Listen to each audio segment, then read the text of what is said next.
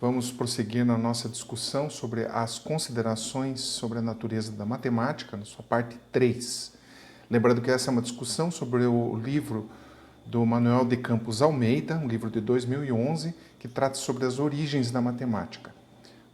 Para quem não me conhece, eu sou o professor Clodogil e sou professor da disciplina de Introdução ao Pensamento Matemático, além de ser responsável pelas disciplinas de Metodologia Científica e Física para a Engenharia Ambiental.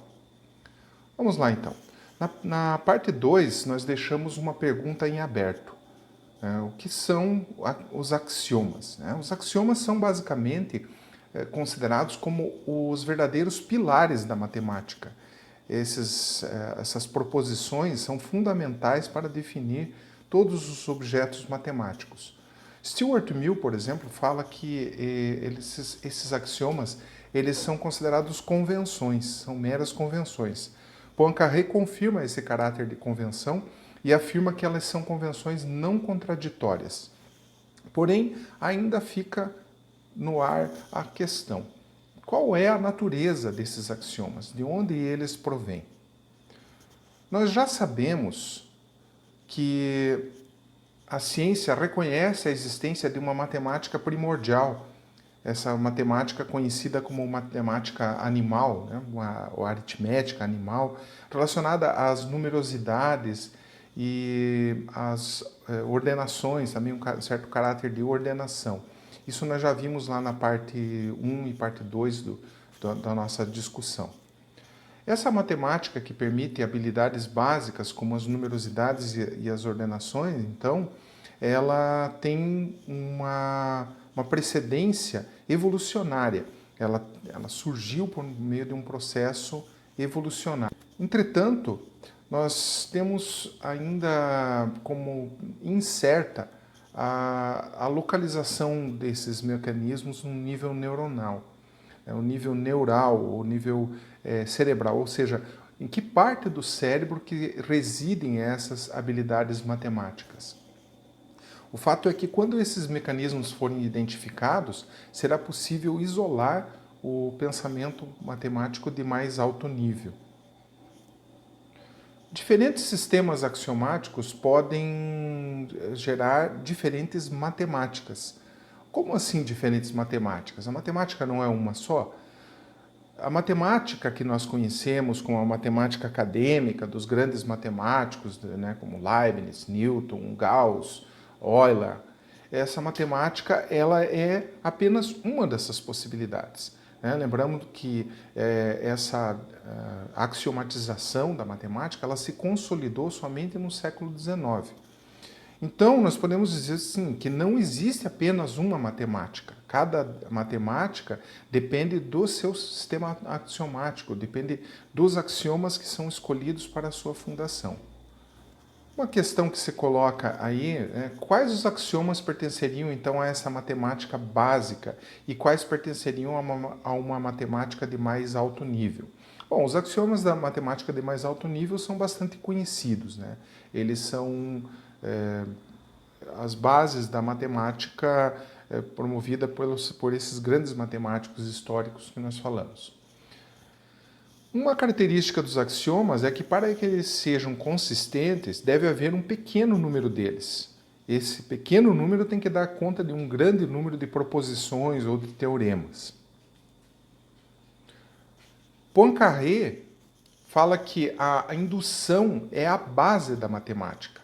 A indução seria o sustentáculo, por meio do princípio da indução completa, que fundamenta um raciocínio chamado raciocínio por recorrência. Então, como os fenômenos da natureza já demonstram certa recorrência, os ciclos naturais, as fases da Lua, a sucessão das estações do ano, o dia e a noite, essa recorrência ela é assimilada pelo intelecto humano de uma maneira mais natural. Porém, David Hilbert, que era essencialmente um formalista, não concedia esse status tão privilegiado assim à recorrência. Ele defendia um caráter unicamente não contraditório dos seus sistemas axiomáticos. Poincaré, no entanto, ao contrário de Hilbert, ele questiona Hilbert, inclusive nessa característica, ele questiona assim, qual a origem dos axiomas? E afirma que são simples enunciados, eles são simples formas, proposições de alto nível, mas são meras proposições. Não se sabe exatamente de onde que eles surgem. Ele criticava o Hilbert por se preocupar exclusivamente com a decorrência lógica dos axiomas, ignorando o fundamento da primeira proposição. Ou seja, Hilbert não se interessava em saber de onde que surgiram as primeiras proposições, aquelas que foram fundamentais para dar origem a todas as outras. Os axiomas geométricos, por exemplo, que são básicos na matemática, eles não são nem juízos sintéticos a priori e nem fatos experimentais. Eles são meras convenções. Então, Poincaré reafirma a sua forma de pensar, né? Algumas questões surgem daí, né? Axiomas como os da teoria axiomática dos conjuntos, defendida por Zermelo Fraenkel, seriam meras convenções? Esses axiomas podem ser parte de uma matemática inata e, portanto, estruturante do raciocínio humano ou mesmo animal? Uma possível resposta para essas perguntas seria o fato de que devemos contemplar esses axiomas sob uma ótica mais ampla, envolvendo conceitos físicos, psicológicos, sociais, históricos. Não dá para enxergar os axiomas de maneira isolada, né? Aqui tem alguns exemplos de axiomas, né, que são fundamentais na matemática. O axioma da extensionalidade, né, dos conjuntos, dois conjuntos que são idênticos, eles possuem os mesmos elementos, né? Tem o axioma do conjunto vazio, que afirma que existe pelo menos um conjunto que não contém nenhum elemento, e o axioma do par, que sejam dados dois objetos x e y, existe um conjunto Z dos elementos que são exatamente x e y, né? Nesse axioma do par, não necessariamente esse par precisa ser ordenado, mas pares ordenados são sujeitos a esse axioma. O axioma da união,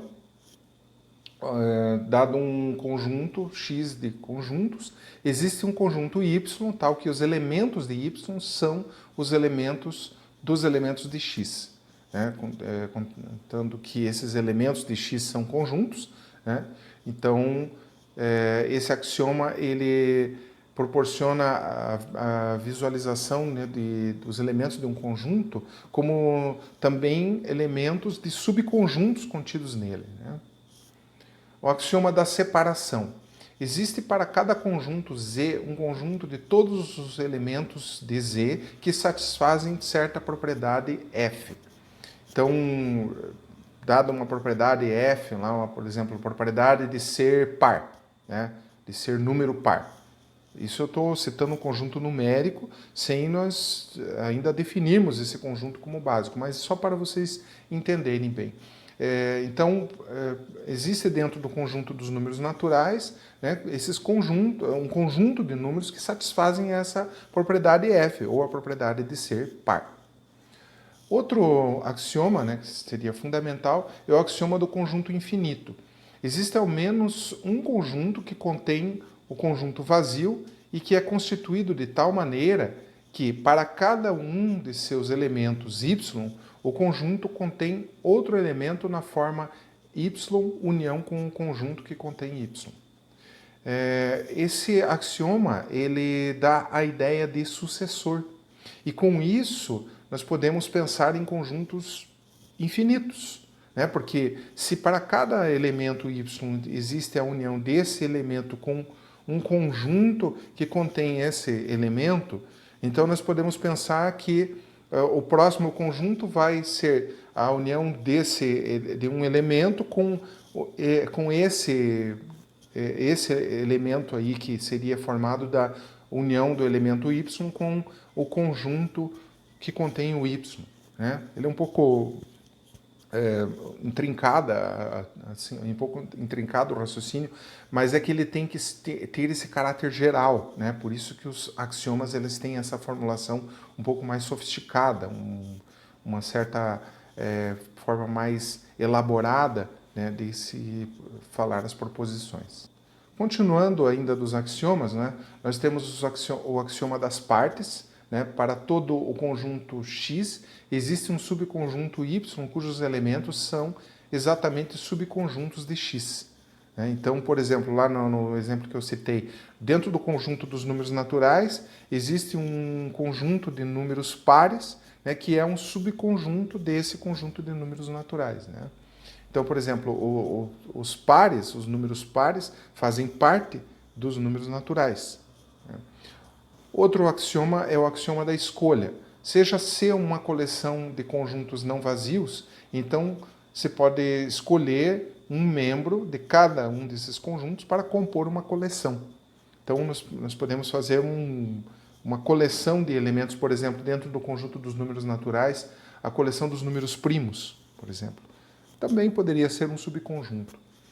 E por último, o axioma da substituição. Admite-se a troca de um conjunto por outro equivalente. Isso permite, por exemplo, aquela correspondência biunívoca, né? Daquele pastor de ovelhas lá que tinha um determinado número de ovelhas no curral, e aquele número de ovelhas ele era representado por um número de pedrinhas dentro de um recipiente. Então, essa correspondência, né, de você substituir um conjunto por outro, ela tem uma enorme vantagem, especialmente para a operacionalização. Konrad Lorenz, né, diz que os processos cognitivos simbólicos localizados no sistema nervoso central são governados por um conjunto de leis filogeneticamente programadas, as leis do pensamento abstrato. Nós vamos ver, por exemplo, que Aristóteles enunciou as 3 leis do pensamento. Né?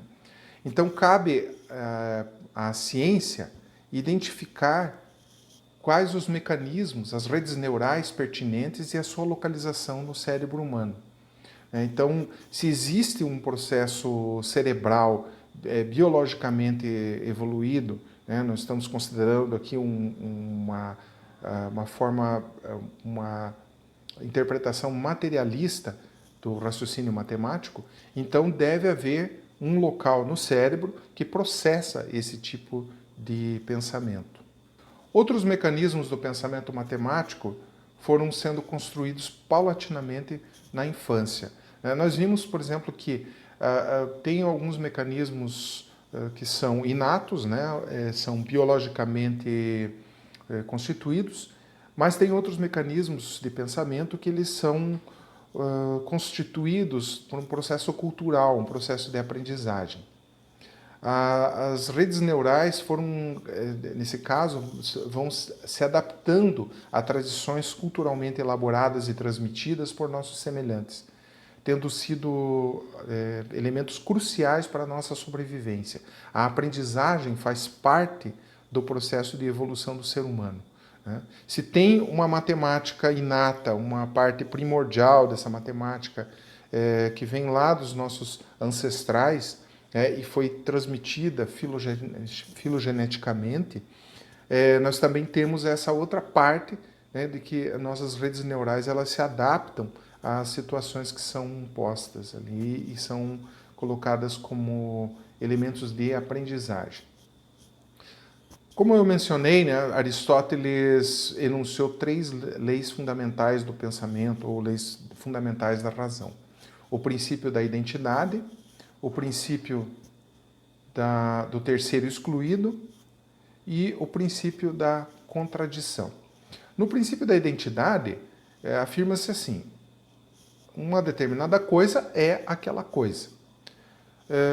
Há uma contestação em cima desse princípio da identidade, de que as coisas físicas elas se modificam continuamente.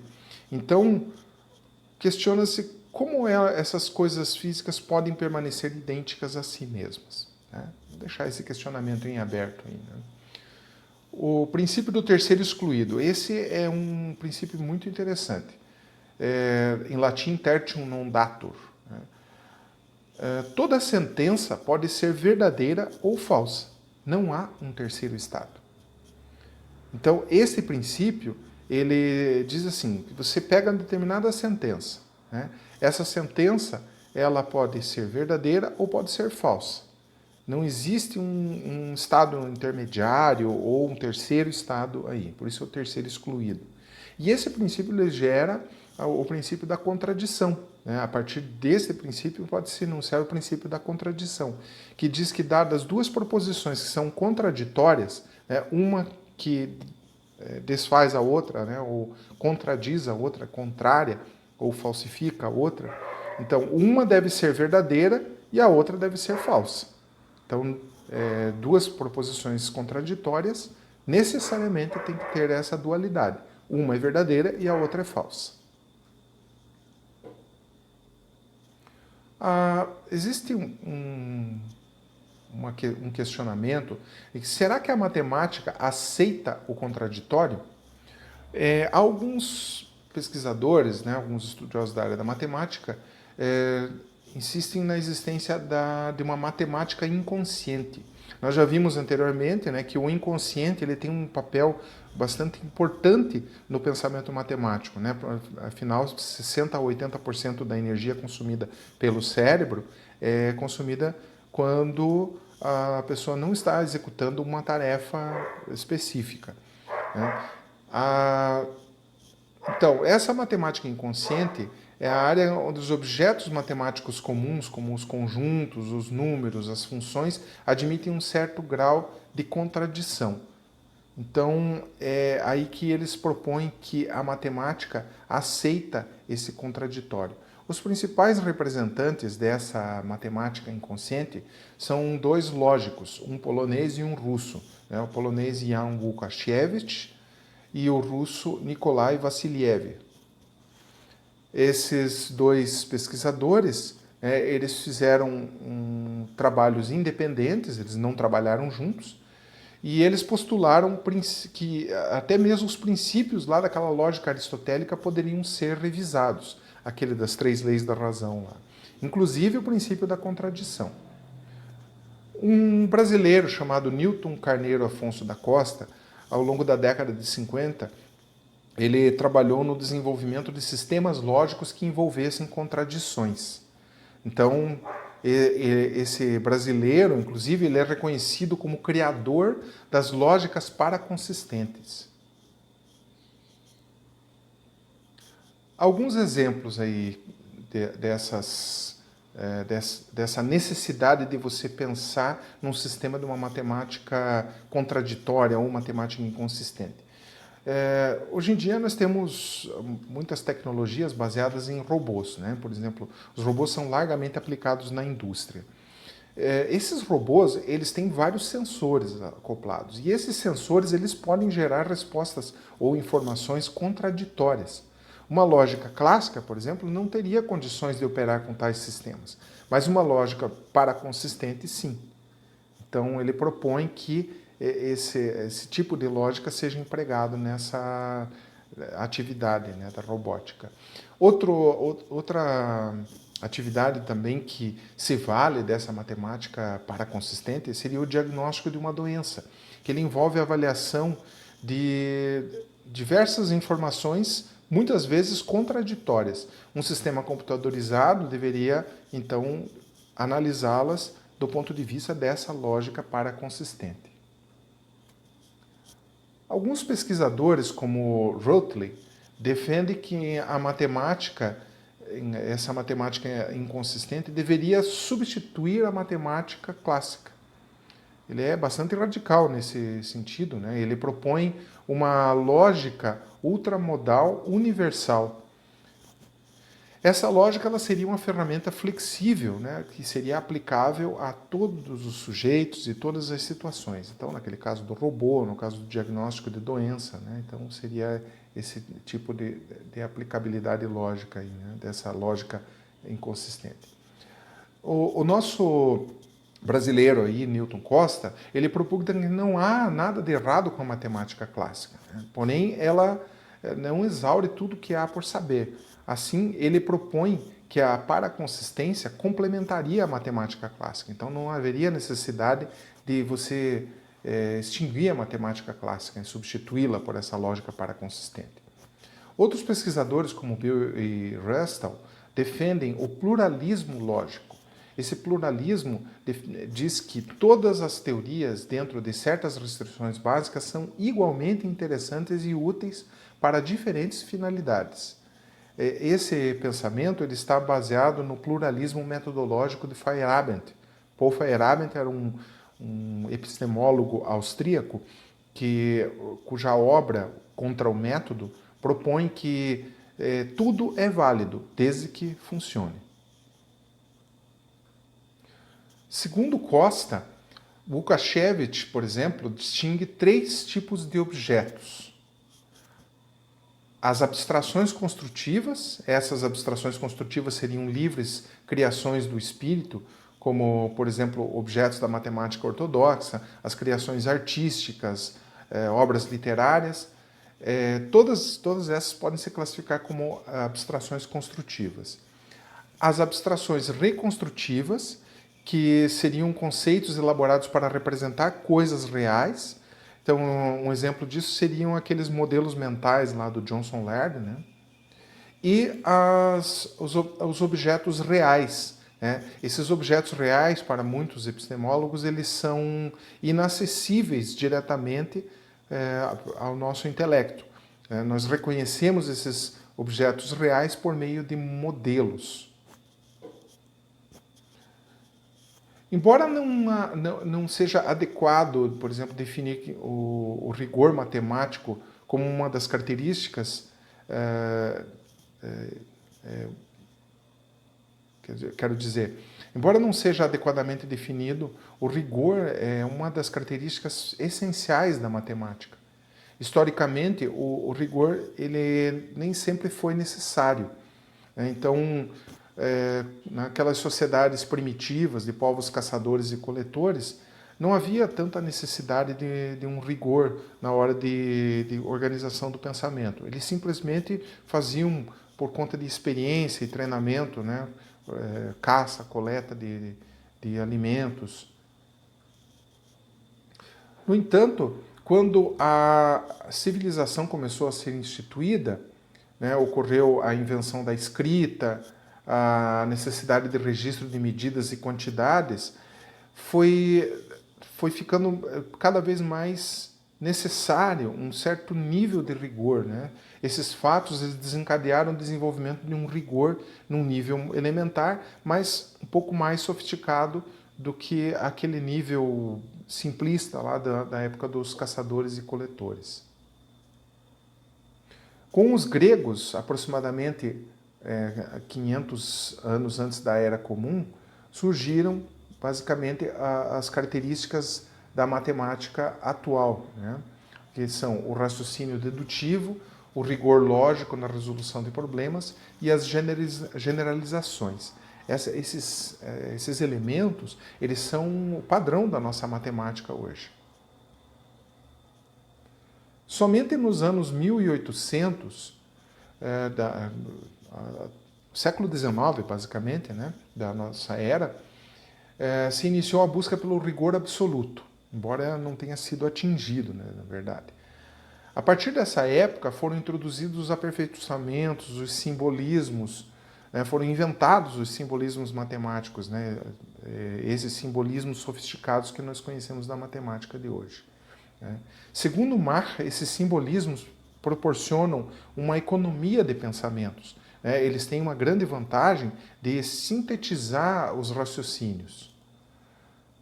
No entanto, apesar dessa codificação simbólica condensar os raciocínios, ela não pode substituí-los. Os raciocínios, uma demonstração, né, de um raciocínio, ele, por mais complexo que seja, ele só é válido, só é completamente inteligível se puder ser expresso em forma de palavras. Os símbolos constituem, então, apenas um meio econômico de exprimir o raciocínio lógico-matemático subjacente. Considerar a matemática, então, como um jogo de símbolos desprovido de sentido, desprezando a intuição, desprezando essa descrição mais qualitativa, não é inteiramente correto. Bertrand Russell afirmava que a infalibilidade, que, por exemplo, os raciocínios matemáticos, eles deveriam ser infalíveis. Essa infalibilidade, ela não é acessível aos mortais. Poincaré, sempre lembrando que Poincaré, que falou que os axiomas, por exemplo, são meras convenções, ele diz que os problemas da matemática, eles nunca são resolvidos, eles são apenas parcialmente resolvidos.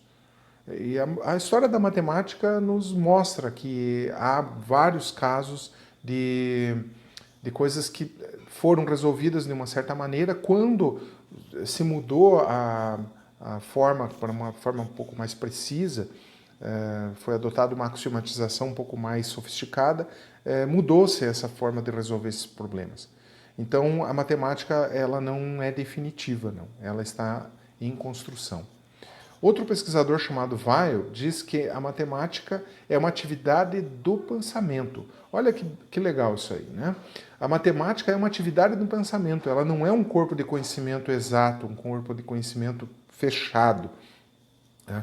Então, a gente precisa enxergar a matemática como essa atividade de pensamento, né?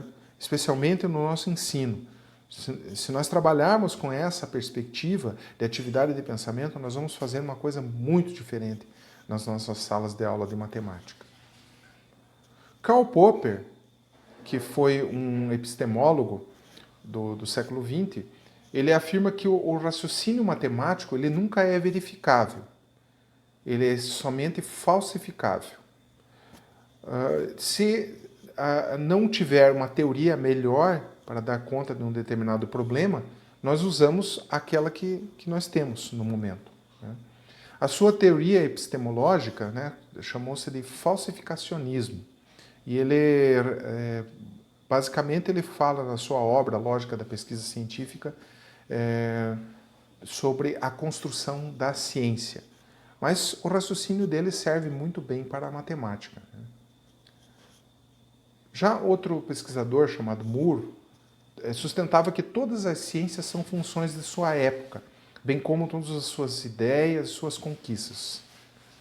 Então, como nós falamos lá, os axiomas, eles modificam, né, conforme a matemática, conforme a época, né? Então, basicamente é isso que o Moore sustenta, né?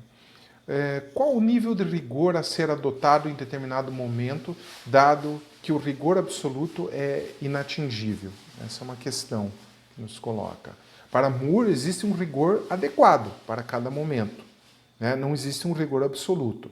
Então, esse nível de rigor está sempre em um processo construtivo. Por exemplo, vamos pegar alguns exemplos bem populares, né? Aqui eu vou colocar um ditado popular em diferentes níveis de rigor. Considere a seguinte afirmação em níveis de rigor. O disacarídeo de forma C12H22O11, obtido através da fervura e evaporação de H2O do líquido resultante da prensagem do caule da gramínea Saccharus officinarum Linneo, 1758, isento de qualquer outro tipo de processamento suplementar que elimine suas impurezas, quando apresentado sob a forma geométrica de sólidos de reduzidas dimensões e arestas retilíneas, configurando pirâmides truncadas de base oblonga e pequena altura, uma vez submetido a um toque no órgão do paladar de quem se disponha a um teste organoléptico, impressiona favoravelmente as papilas gustativas, sugerindo a impressão sensorial equivalente provocada pelo mesmo disacarídeo em estado bruto que ocorre no líquido nutritivo de alta viscosidade produzido nos órgãos especiais existentes na apis mellifera, Linneo 1759. No entanto, é possível comprovar experimentalmente que esse disacarídeo, no estado físico descrito e apresentado sob aquela forma geométrica, apresenta considerável resistência a modificar apreciavelmente suas dimensões quando submetido a tensões mecânicas de compressão ao longo do seu eixo, em consequência da pequena capacidade de deformação que lhe é peculiar. Rigoroso, né? Uma descrição bastante rigorosa. Vamos colocar num outro nível, um nível mais simplificado. A sacarose extraída da cana-de-açúcar, que ainda não tenha passado pelo processo de purificação e refino, apresentando-se sob a forma de pequenos sólidos troncopiramidais de base retangular, impressiona agradavelmente o paladar, lembrando a sensação provocada pela mesma sacarose produzida pelas abelhas num peculiar líquido espesso e nutritivo. Entretanto, não altera suas dimensões lineares ou suas proporções quando submetida a uma tensão axial em consequência da aplicação de compressões equivalentes e opostas. Ainda muito rigoroso, né? Vamos tentar simplificar um pouquinho. O açúcar, ainda não submetido à refinação e apresentando-se em blocos sólidos de pequenas dimensões e forma tronco-piramidal, tem sabor deleitável da secreção alimentar das abelhas. Todavia, não muda suas proporções quando sujeito à compressão. Ainda muito rigoroso. Açúcar não refinado, sob a forma de pequenos blocos, tem sabor agradável do mel, porém não muda de forma quando pressionado. Melhorou? Um pouco mais simples. Açúcar mascavo em tijolinhos tem sabor adocicado, mas não é macio ou flexível. Tudo isso para dizer que rapadura é doce, mas não é mole. Viram como se aplica essa questão do rigor? Para cada nível contextual, né, o rigor ele tem uma certa adequação. Né? Esse é só um exemplo anedótico, né, mas ele serve para ilustrar, né, essa ideia de diferentes níveis de rigor. A elegância ela seria um resquício dos cânones gregos de busca de beleza e harmonia. É um ideal a ser encontrado, mas não deve ser encarado como condicionante imperativo. Então a elegância ela é procurada, ela é buscada. Até muitos matemáticos afirmam que as demonstrações matemáticas elas não podem ser apenas rigorosas, elas têm que ser elegantes também. Por exemplo, a matemática dos egípcios e dos babilônios, com suas soluções propostas em forma de receitas, seriam adequadas àquele tempo. Né? Então, eram receitas ilustradas por problemas particulares e que seguiam cânones de rigor e elegância então vigentes. Ou seja, cada matemática, ou melhor, etnomatemática, deve ser apreciada em seu contexto. Com o advento dos computadores, certas demonstrações modernas envolvem a exaustão de todas as possibilidades existentes do problema. Os computadores possibilitaram isso, porque eles podem trabalhar muito mais rápido que o cérebro humano, no sentido de fazer cálculos repetitivos ou testar situações, fazer modelagens. Esse tipo de ferramenta ele emprega o que se denomina como força bruta. Essas demonstrações por força bruta, elas não são elegantes. Contudo, elas são válidas para comprovar hipóteses que são formuladas. Né? São adequadas ao momento histórico atual. O que nós podemos dizer até agora? É questionável a ideia de que a matemática é uma ciência exata. Ela pode ser entendida como uma atividade de pensamento. O método axiomático é uma base da matemática. Né? A axiomatização é a base da matemática. A questão da natureza dos axiomas ainda permanece aberta e é um tema inquietante. O rigor matemático é histórico e contextual.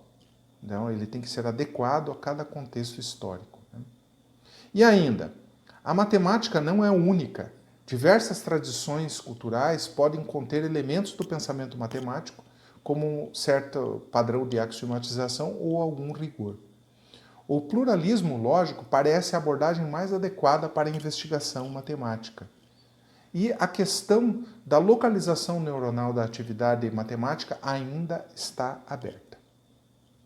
Muito obrigado pela atenção de todos. Eu espero vê-los em breve, nos próximos vídeos, né, para tratar de outros temas interessantes aí. Muito obrigado. Tchau.